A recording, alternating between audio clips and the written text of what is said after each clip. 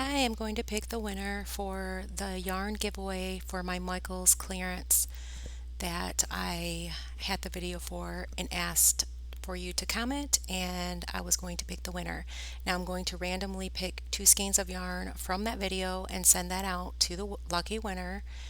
And also, if you're not already, Knit Crate is another yarn that I do, and the links for that are down below, and it's $24.99. If you'd like to be a member, you get two skeins of yarn, and there's patterns on this website. Okay, so let's see who the winner is.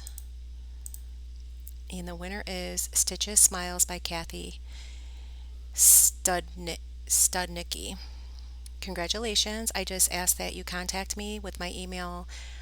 It's down below in this video, and I'll send out those skeins of yarn. And I just thank everybody for subscribing and participating.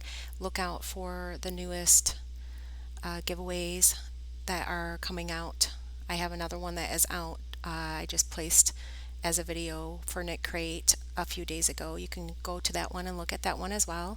Okay, so everybody, thank you for watching, and thank you for subscribing.